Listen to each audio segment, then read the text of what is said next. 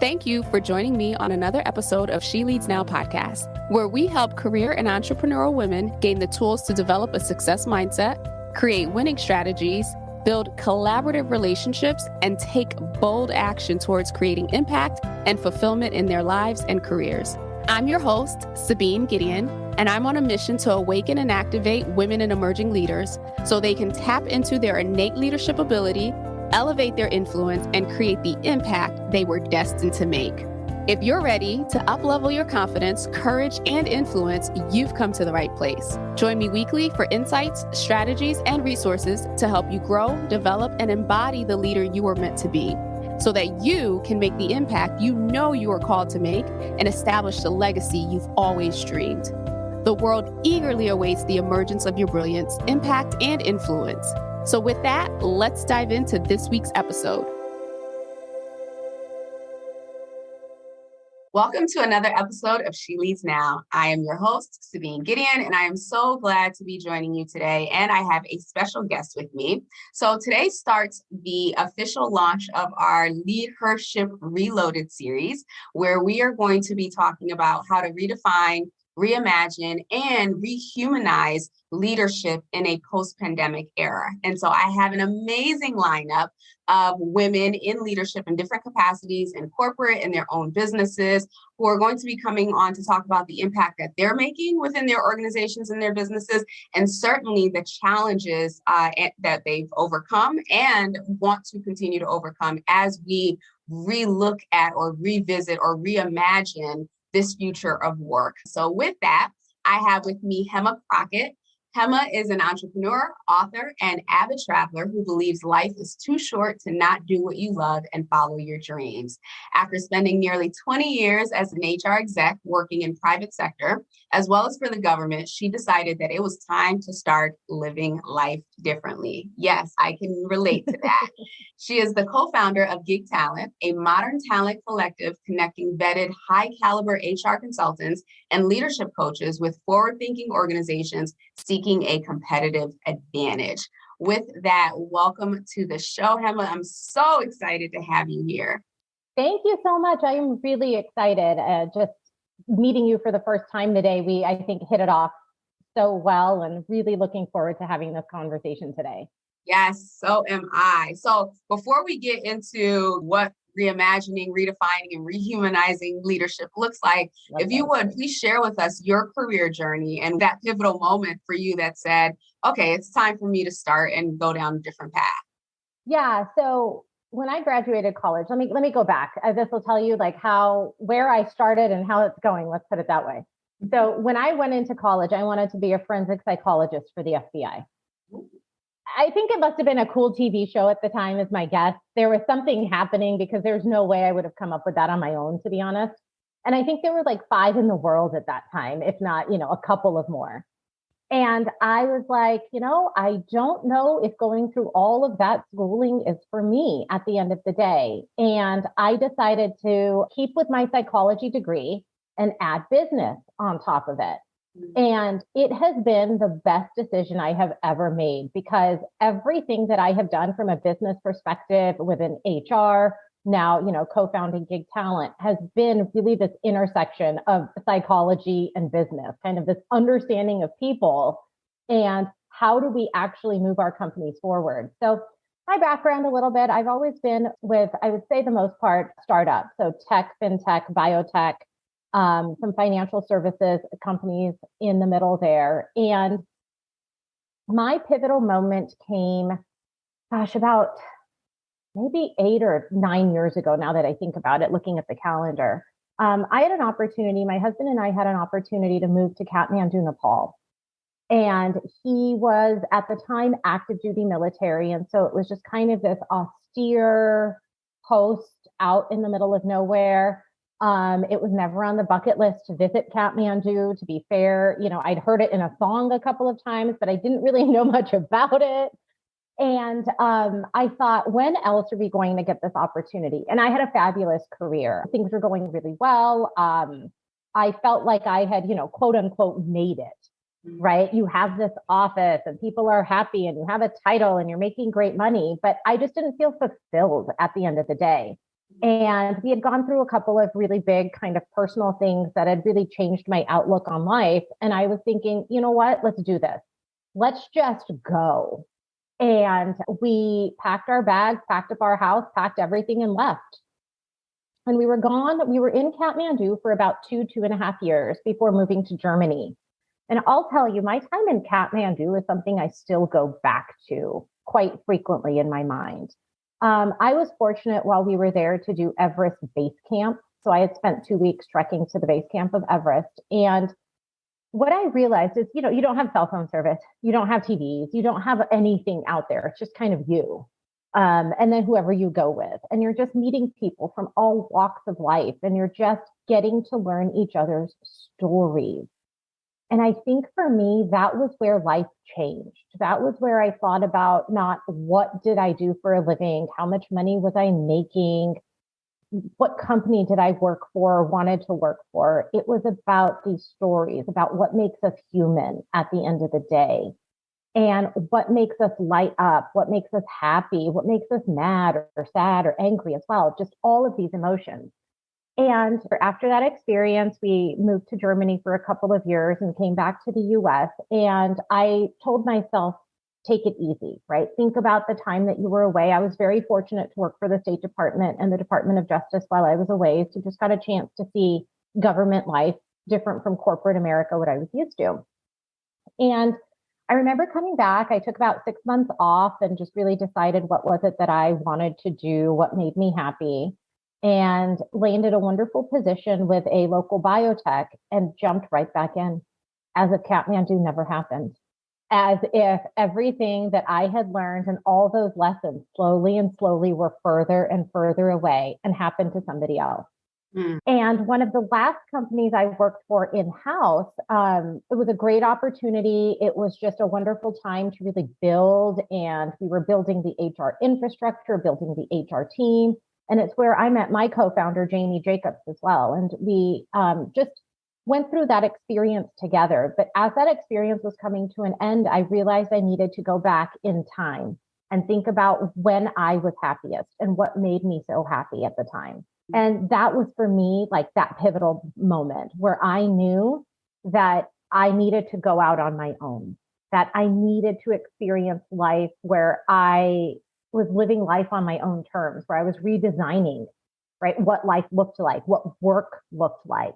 And ever since then, I've just been living with that same notion of what I learned and really what I felt standing at Everest Base Camp, looking up, thinking, not only was this never on my bucket list, I didn't even think I could do it even halfway up the mountain. There was a lot of like, well, I don't really know if I'm going to finish this.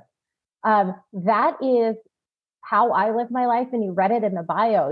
For me, life really is too short. I mean, everything that we're doing, it doesn't make us happy. Why? Why are we doing some of these things?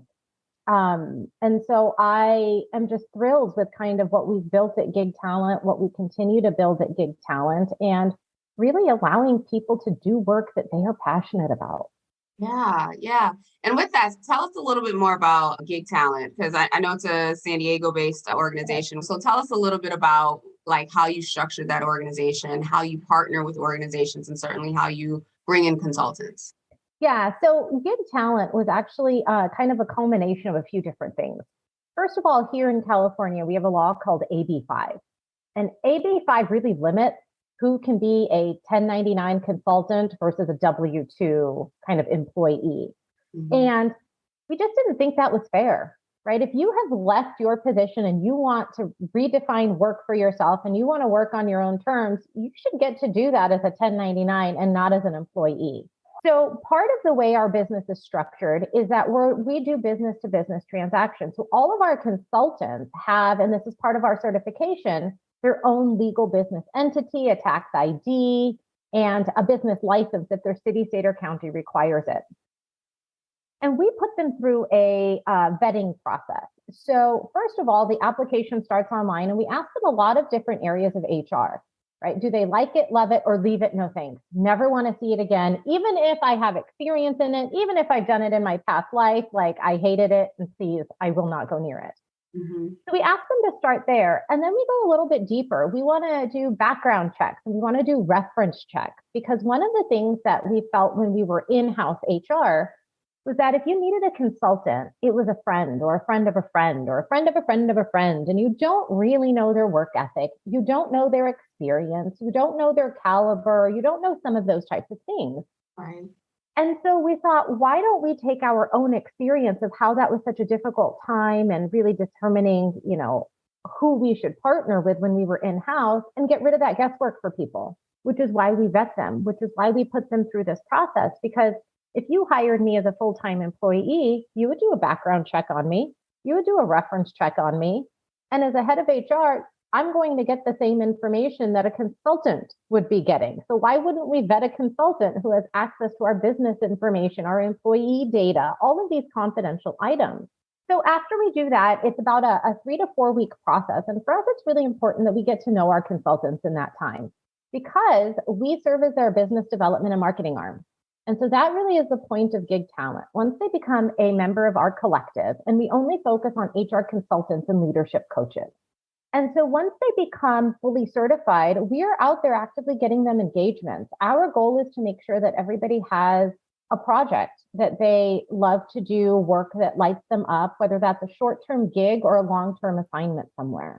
But they're still 1099. They're still working on their own terms. They can get clients other places. We also take the administration away from them. So one less thing for somebody to worry about. We deal with contracts. We deal with billing. It just really is, it's a way for people to focus on the work they love to do without all of that extra stuff that people are sometimes scared of when they think of the gig economy or think of going out on their own. Thank you for breaking that down. I feel like even in that, that's pioneering as well, because like this on-demand talent industry is really shaking up the traditional staffing and recruiting agency as well. So not only are you pioneering in creating a space where, HR and leadership coaching professionals can have the space to work, but it's also you're disrupting an industry that's been around for quite some time as well. How's that process been? 2 female founders. What are some of the obstacles that you've had to overcome in a space where you're like, yeah, I'm taking down right something that's a huge marketplace? Yeah, it's a great question because one of the things that we found early on and can still find today are people want to bucket us, right? Mm-hmm. So what do I already know? I already know, they're a management consulting firm or they're an HR consulting firm, right? So that's the bucket that we go in people's minds. And so for us, what's really been important is educating people on how to think about your talent strategy differently and how you can have full-time employees, absolutely, but you can augment with people from the gig economy. And you do that by breaking down your jobs. You look at them in terms of tasks and projects. And where can you hire an expert that you can partner with on those specific things that you don't have to create a lot of overhead or some long-term commitment? And so the challenge that we have found is people not only bucketing, but not knowing how to use consultants effectively, because in the past, when people think of consultants or the gig economy, they can think of more administrative or lower level, where that is not the case and hasn't been the case for quite a few years now. These are people who were at the top of their game and just decided, I'm done with corporate America and I'm done working for somebody else. I am taking all of my leadership and all of my skills, and I want to give it broadly to multiple organizations and help where I can. Once we explain it a little bit differently, people start to get it, and you see the light bulb like, oh, I do have a place that I need your help. Yeah. I was reading something not too long ago, and I came to the conclusion that I think the biggest piece, especially as more organizations embrace the gig economy, traditionally in corporate, right? Like they value people who are generalists. They value people who are jack of all trades, can work on multiple different projects, can work cross-functionally, right? Because we're paying one person to do all these multiple things. Whereas the power in the consultant is you can niche down and be the subject matter expert. And so for organizations who are like, but wait, like I have this one person who does all these things. Well, guess what? The one person who does all these things does not do all those things well. Right. They may Yeah. be able to figure things out where they're just like, oh, but Susie, Susie does all these things. Yeah, but it took her 2 years to get that project through, right? You could Right. have had someone who Right. was skilled, who could have driven that while Susie focused on the things that mattered the most. So thank you for breaking that down. The other thing, as I was looking at the gig economy, right, and a couple articles back in the day, and by back in the day, I mean 5 years ago, but back in the day, when you thought about gig economy, right, for the most part, what came to mind was Uber drivers or Lyft or people who Yep. owned Airbnb properties or did Postmates or whatever the case may be. And now that definition has really broadened into like any profession you can think of falls under that category. So I love that you shared that, a lot of your work today is kind of redefining that or educating people on what it means when you say, hey, gig talent professionals, to your point, people who are at the top of their game and just decided this isn't it for me and I want to do Yeah. something a lot differently.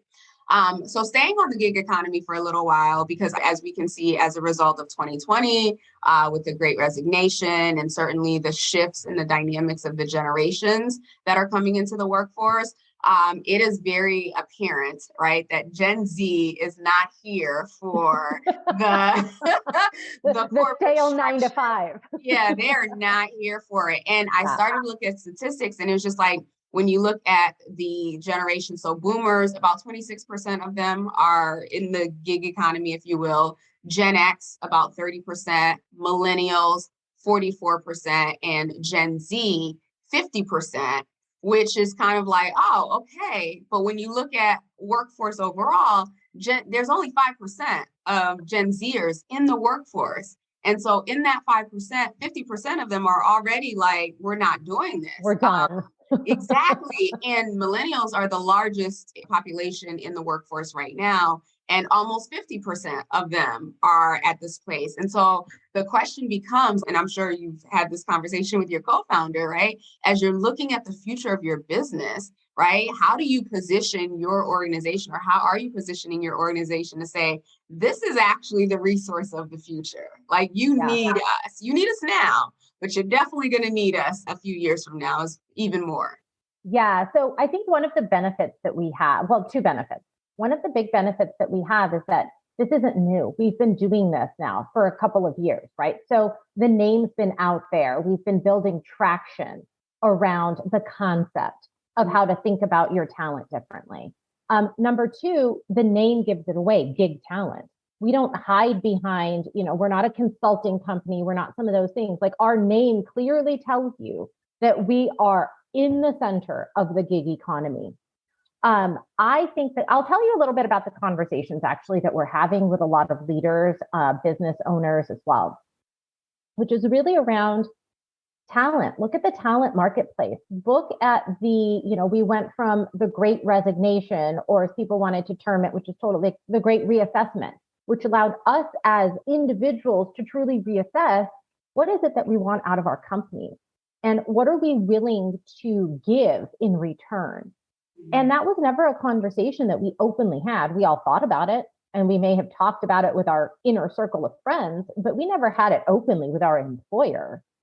And then on the flip side, you have employers who are like, I don't know how feasible it is for me to continue with my fixed costs being so high, especially not knowing where the economy is going or recovering after the last 2.5 years. And so I think we're at this really pivotal point where people are so much more open to those conversations than they ever have been.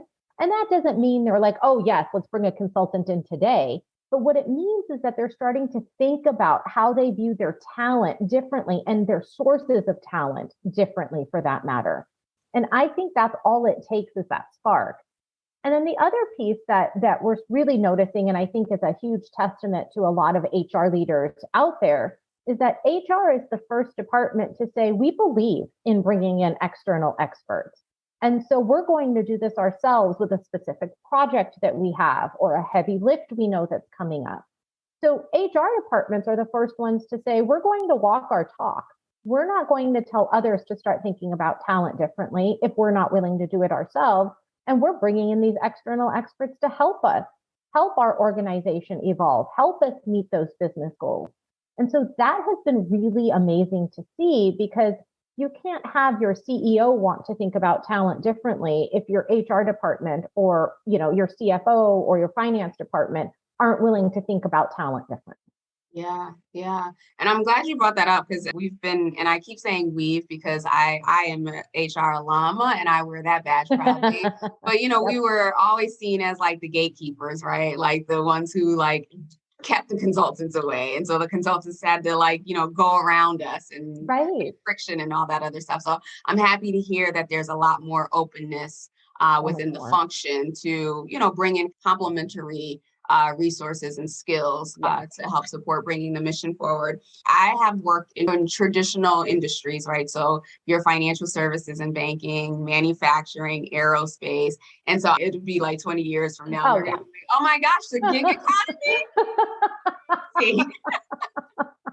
So I'm curious, are those industries that you find a little bit more challenging to penetrate now, or are they actually open because of everything else that's happening? Yeah, to be fully transparent, we're not in the business of convincing anybody of anything, right? So we will educate. We do that through our social media platforms. We do that through speaking. We do that through some of these types of things. Mm-hmm. And in the audience, right, are people from those types of traditional organizations. And it's nice to see that they're attending, that they're open-minded, that they're listening and hearing what's happening and how to potentially utilize consultants or those from the gig economy. I think what happens is those companies tend to be so large, and there tends to be a lot of bureaucratic red tape. And it is not that simple to change how they've been operating, right, for decades. And I think what we notice from if I was to look at our clients across the board, we tend to see a lot of small and mid-sized companies who tend to feel the sting of losing good talent very deeply. They can't compete with the Googles, the Amazon, some of these companies that have a lot of money. And so that's where they're willing to get a little bit more creative with their talent. Some of the traditional industries, it's been difficult, I would say, but I see that the ship is slowly starting to turn. I think what that means or what that looks like for those companies is TBD. What I would say, though, is when you have a large organization, think about setting up a gig economy internally to your company as well. You don't always have to go external for consultants if you have a lot of talent internally. Make sure that you're maximizing their potential and their experience and what they want to do, and just have an internal marketplace that really helps you start to think about that traditional one person, one job differently. Yeah. It makes me think of like that whole entrepreneur, right? Yeah. You hear about entrepreneur. Yep. And also, I feel like companies like 3M and Intuit, they were the first in like setting up like departments or teams. They started off with teams, like go figure something out, innovate it, bring it to market. And then that team would then turn into a department and then eventually like their own subset of the organization. And that's been working for them really well. So, as I'm thinking about the generations, right, who are coming in, and even millennials, right? So I feel like millennials were the game changer on so many different levels. Shout out to my millennials. In terms of even now, you can see most of the leadership is shifting, right? As boomers are leaving the workforce, millennials have taken leadership roles. They've been taking leadership roles, but now they're the ones making their way up to C-suite. You can see a definite lack, right, in transferring in terms of like skills. And there's also a different requirement of what leadership needs to look at. I'm curious, as we look at Gen Z, for those who do come into the workforce, right, or traditional workplaces, as leadership or traditional leadership modeling and its skills and expertise starts to go out that door, what does that look like? How do we teach the next generation how to be leaders in an organization where I don't want to say leadership is fluid, because it's not that it's going to be even more fluid. It's just it's so much different and so radical and so ever changing. What are your thoughts on just from being able to build up the next generation of leaders in a world where they may not have performance reviews, right? They may not necessarily be on the talent review and their names don't make the 9 box, right? How do we get those opportunities to develop the skills that they need to be able to be effective, even as they grow, whether it's continuing to be independent or they go in-house at some point? Yeah, I love this question and I love this topic, and I'm going to limit my soapbox moment. Just a fair warning on that. I am a firm believer that your title, your level, your role does not make a difference as to how you show up as a leader. In fact, my husband and I wrote a book called The Everyday Leader, and it's literally about how anybody can show up as a leader. It's really a holistic change that needs to happen, but I'll leave it on the organizational level for now, even though I believe we need to get into high schools about leadership. I think we need to start considering democratizing leadership. I think that we need to teach those skills at a high school level as not an elective, but as a mandatory kind of class that you have to take. And then you take that throughout your 4 years of high school. And then you have a good foundation for what it means to be a leader, whether you go to college or whether you go get a job, doesn't matter, right? You can join the military. Anything that you do, you have this solid foundation. Now, changing the education system is a whole beast, and I am not even nearly qualified to even tackle that subject. But as it relates to our organizations, we can start doing something similar. Rather than nominating people for these hypo programs or these next leader type of programs, why don't we just start teaching leadership skills day one when people come in? Whether you're a new grad or you've been doing this for a long time, we can all learn something new. Mm-hmm. And I think if we started at the grassroots level within an organization and not kind of leadership is over here and everybody else is over here, we would eliminate this issue. I also think a big piece of this is around personalizing leadership. Because how I communicate with you may not be effective as to how I communicate with another coworker or another peer of yours, right? That I would manage. I need to be able to have, to your point, you said fluid, and I actually think it's a great word. It's more about understanding that I don't need just a leadership style. I need to understand how to make you successful, and to be adaptable and agile in how I approach what's going to make you successful. There's going to be common foundational items to all of that, right?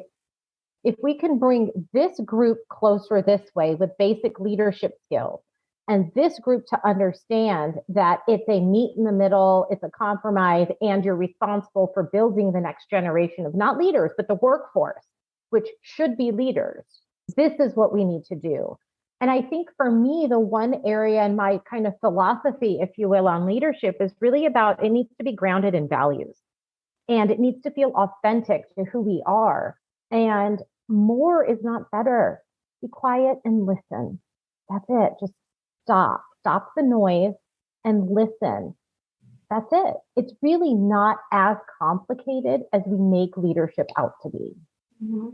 All right. So for the audience and for those who are listening, like I did not prep Hema, like we did not have a conversation about this at all, but like you literally just spoke my heart, right? In terms of leadership. And I say it all the time, it's not related to a title. It's not a role. It's not anything, right? It's an identity, or at least that's my belief, that it is truly your identity. Who you are being, right? That is leadership in any given capacity.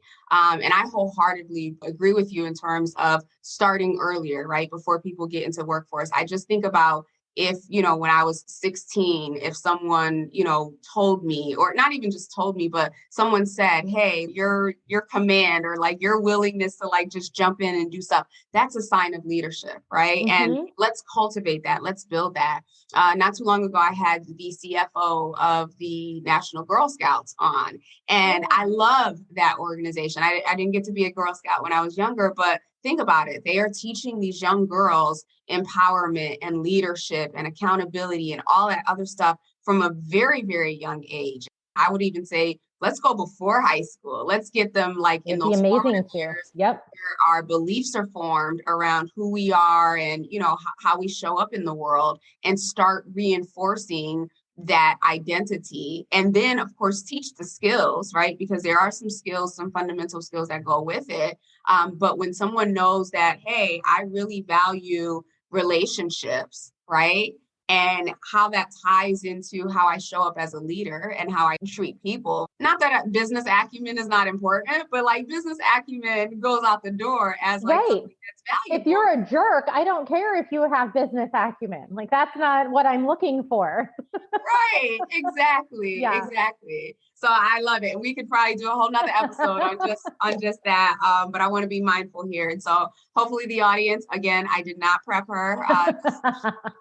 She's on the same soapbox I'm on. Yeah. And I'll step off for right now because it really is a long, long conversation. Yes. We'll get off that one to get on this new one. Perfect. So this whole series came about, LeadHership Reloaded, because over the last couple of years, specifically with the pandemic and the impact that it's had on women, and how, you know, women had to make sacrifices in leaving their careers and all this other stuff. And even the Great Resignation, as it was, the narrative wasn't even focused on the fact that you're losing women who were in leadership positions, like not even just positions, but like these women were leading beforehand, right? So even the conversation, I feel like there was this undertone where it wasn't like this deep appreciation, right, for these women who were leaving the workforce. It was just like, women are the majority of we're the ones causing this additional problem on top of something that already existed.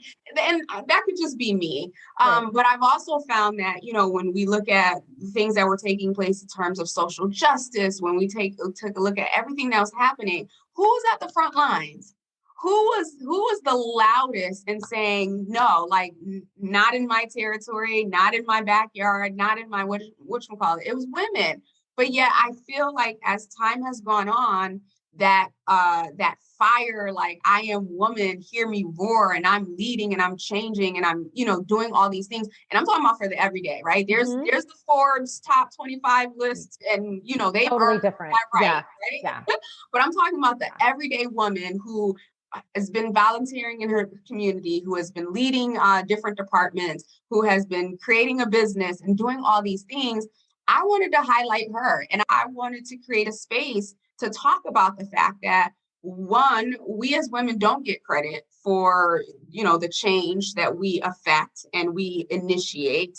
Secondly, we don't give ourselves enough credit for the change that we initiate. And so I don't know, I feel like the future of change, or the future that is changing, is going to be led by women, is being led by women, but it doesn't have this platform so that people can see and they can hear and they can understand the work that's going, because we're so, I'm sorry, I'm going to say it, we're so content on being behind the scenes and I'm just doing what needs to get done. Like, no, like, put that out there. All right. So I'll pause and and we don't toot our own horn, right? I mean, we don't celebrate, we minimize. And I think that's part of the problem. I think we're very much like, no, we have to be humble about it. We can't, you know, talk about all these amazing and cool things that we've accomplished, whether it's in a short amount of time or a long, wonderful career. And I think where we end up is in kind of this should category, right? I should stay quiet. I should be small. I should all of these things. And the answer is no. Because why? What are we hiding? Right? And why are we hiding behind something at the end of the day? And I think what I have really appreciated about I think this has been happening prior. I think the pandemic accelerated a lot of things that we're seeing today. And one of the really amazing things that I have appreciated is the ability to really show up as your true self. Kind of those facades and those masks are gone, right? And this is really about take it or leave it. Like, I'm sorry, not sorry at the end of the day anymore. And I think we're just at the cusp of what that truly means, because we are still, to the generational point, straddling generations in a workforce. And it's a it's a difficult place to be because there can be, I should say, such a disconnect in the way the generations think or lead or show up. And so I think that as we start to see more boomers and even Gen X over time come out of the workforce, I think we're going to start really seeing much more of a massive shift, and TBD on what that means and what that looks like. But I think we're just, tip of the iceberg right now. I don't think we are even close to seeing what is going to happen. And I think the more conversations that people have like this, highlighting, like I love everything that you just said about what you are doing and your mission. And the more that people highlight these conversations and the more that women have these conversations with other women, I think it gives each of us internally who's listening, you know what, you're right. I need to, right? Not I should, because should implies you may not. Like I need to step up. I need to own who I am. I'm done being shy. I'm done being whatever these things are. And so just the fact that you're bringing light to this I just love it. Hey there, stopping by to share an amazing and exciting announcement with you. I will be hosting a 3-day workshop titled Elevate Your Leadership, November 28th through the 30th. And this workshop will take place live via Zoom every single day. This workshop has been designed specifically for ambitious, impact-driven women in leadership who want to elevate their leadership to the highest level possible and show up as the best version of themselves in every single area of their life. This 3-day workshop will help you completely transform into the powerful, effective leader you already are and give you the confidence and the clarity that you need to take the next steps in your life and in your career. I'll be sharing more information about this during the next few weeks. In the meantime, you can always go to my website at SabineGideon.com/elevate. Again, that's SabineGideon.com/elevate to learn more and to register. Thank you. And I have even found myself policing myself and how I feel about this. Because as you can see, or, for those of you who are watching, I get real riled up about this, right? Like I have full blown conversations with my dog about this on a regular basis. So I'm taking ownership and accountability of the fact that I find myself shying away, because not that it's contrarian, because it's really not, it's true. But there just aren't a lot of female voices. And quite frankly, there aren't enough female voices that look like me who are raising it from the mountaintops. Now, there are different aspects, right? Whether it be around diversity or, different pieces like that. But when I'm talking about straight, I'm coming for leadership, right? People who have the accountability and the ownness to lead other people, and they're not doing their jobs. And we see that not just in the workforce, every sector, right? And so I just feel there is an absence of leadership. There are people who are holding leadership roles, leadership titles, leadership power, and leadership authority, but absence of true leadership, true individuals who are connected to themselves, who have a deeper connection to people, or a deeper connection to people than they do money, than they do status, than they do all of these other things. So the question becomes, how do we pull more women into that place to say, hey, this is who I am. This is what I know. This is my zone of genius or my unique brilliance, and I'm going to own it in this space, and I'm going to leverage it to make change in X space, right? It's not like you're going to change the world, right? Because we're not expected to change the world. But I do believe that we each have this unique assignment or area of gifting where, okay, that's my spot. Yeah. I'm going to hold that one down. Yeah, no, I think it's spot on. And I think one of the areas, at least historically, and I still do see this to a degree today, that as women we fall into is we try to be somebody that we're not. We see the successful man and we think we have to mimic how they got to the top or how they achieved a certain position. And we lose sight of what makes us authentic in that moment. And I think rather than trying to mimic anybody else, we need to think about what makes us as an individual so qualified, so great, so amazing at whatever that thing is.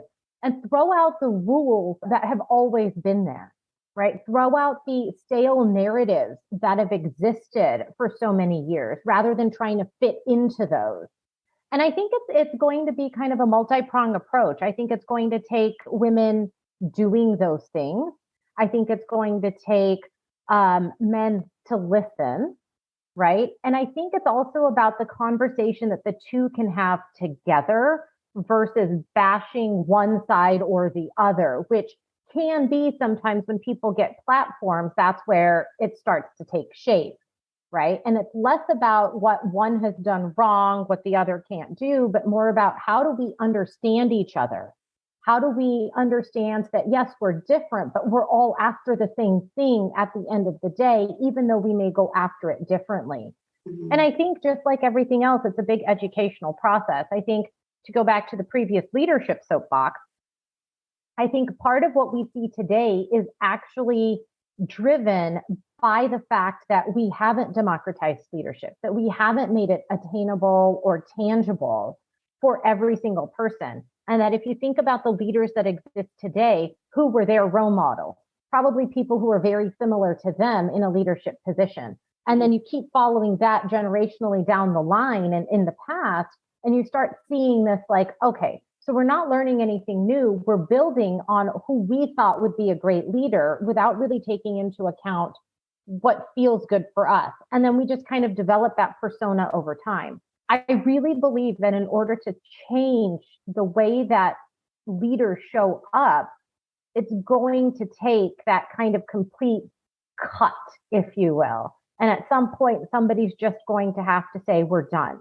We're starting this and we're going to do this, right? It's like when you look at the rings of a tree, if you cut it, you can tell where something had happened because the rings are no longer round. There's like lines through them parallel. This is the exact same thing. I think that in the absence of something drastic happening and us as a collective really standing up and thinking about what we need from leaders, who we want to be as leaders, and redefining the term leadership, I'm not convinced that anything is fundamentally going to change. Mm-hmm. Yeah. Something you said earlier that sparked for me, and actually one of my like leadership frameworks is built around it, is like the leadership operating system, and it starts with values, right? I'm a firm believer that, first of all, self-awareness is like the best gift that you can give to yourself. And you have to start there, right? As a human being, as whatever role you're in, self-awareness, what are your values? What are your beliefs? What are the non-negotiables for you? And getting clarity on those first before you think about what does that look like in an organization? What is my strategy? I'll ask this question of my clients quite often, right? Who are you?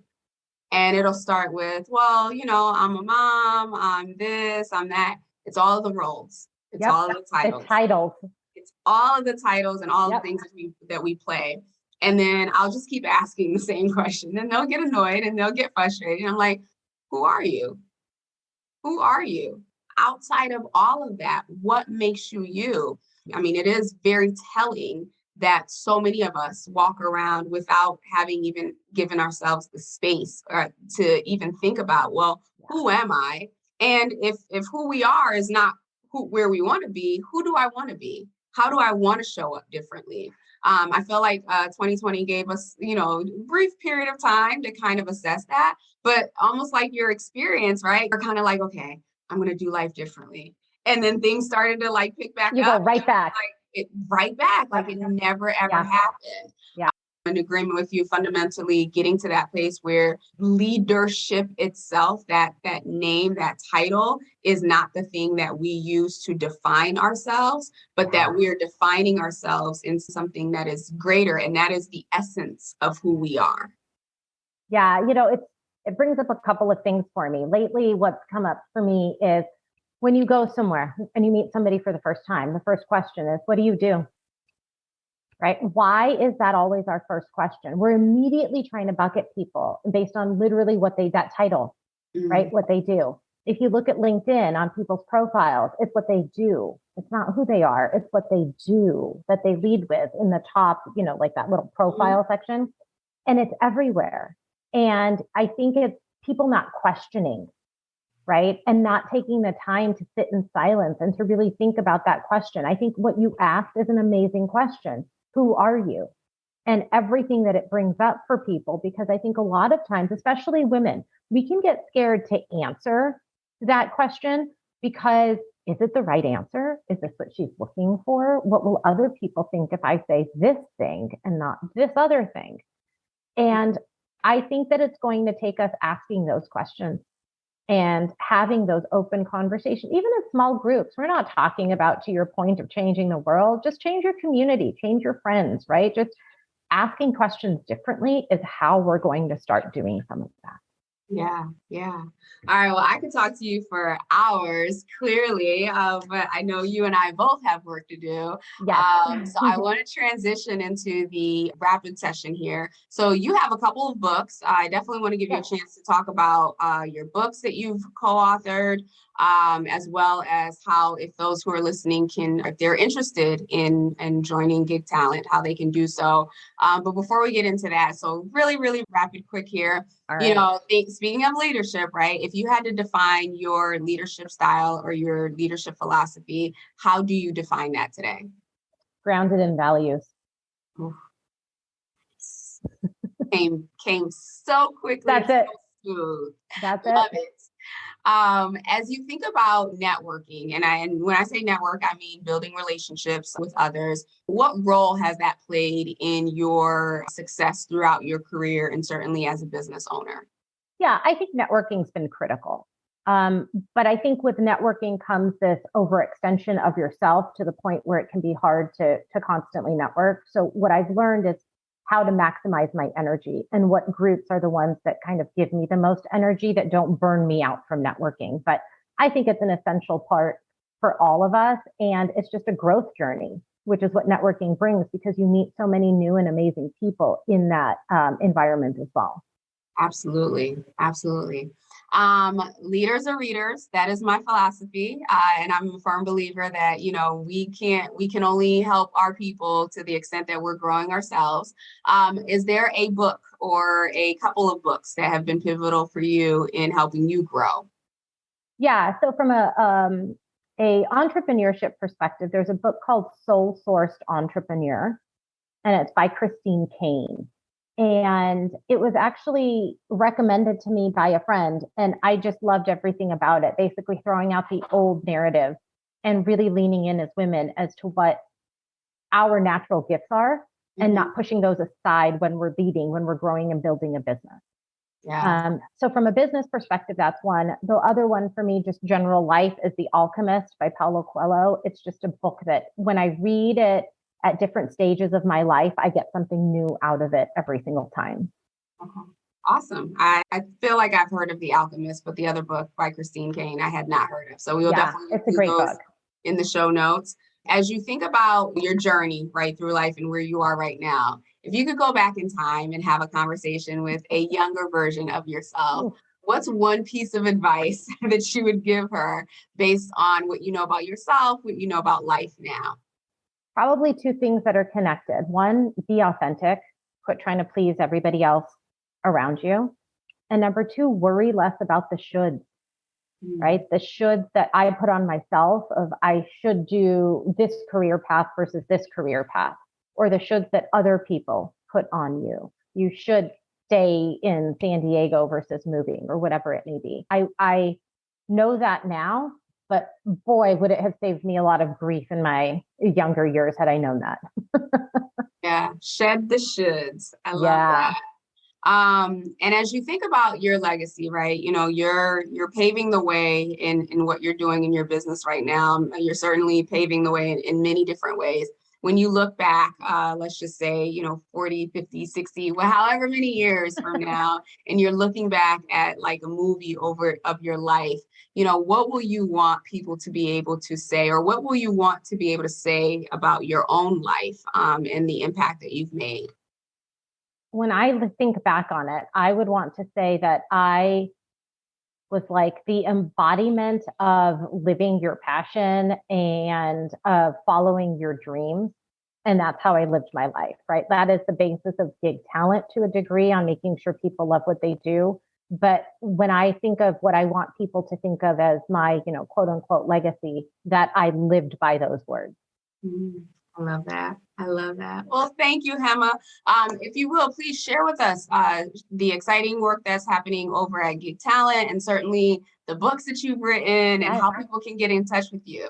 Yeah, absolutely. So the two books, we mentioned one of them was The Everyday Leader, and it takes the 14 Marine Corps leadership traits and actually breaks them down as to how we can apply them in business and really just our everyday lives. And then the second book is called Designing Exceptional Organizational Cultures.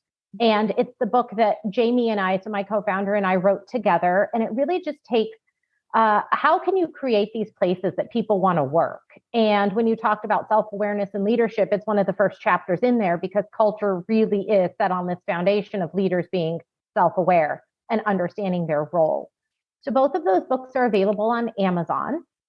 And our website at GigTalent is www.gogigtalent.com. And it has a lot of information about the work that we're doing, how to become certified as one of our certified consultants. And if you are a business out there just looking for some help on whether it's HR related items, whether it's executive coaching, it gives you some information there on how to reach us as well. And as always, feel free to connect with me on LinkedIn. Happy to connect with anybody. Awesome. Thank you. Well, this has been such a wonderful conversation and reaffirming for me on so many different levels that we need to be having this conversation. It is an absolute must. And I thank you so much for your candor. I thank you so much for your wisdom and certainly sharing your expertise in the space around the changes in the workforce and what's coming next. With that, for those of you who are listening, I will be back next week with another amazing guest for this particular series. Again, all of Hema's information will be in the show notes, so please be sure to check that out. The links to her books as well as the links to the book recommendations will be there as well. With that, have a wonderful rest of the day, and I will see you next week. Take care. Thank you for tuning in to another episode of She Leads Now. If you found today's episode helpful or got a piece of insight that you plan to implement in your business or organization, I would love to hear from you. Connect with me on LinkedIn at Sabine Gideon, that's my handle, and send me a private message. Or feel free to go ahead and leave a review on either Apple or Spotify. I also invite you to share this episode with anyone in your network who you think might benefit from this content. Lastly, be sure to check the show notes and the description below for links to resources, including relevant downloads, articles, and any upcoming training. Until we chat again, have a blessed and powerful week.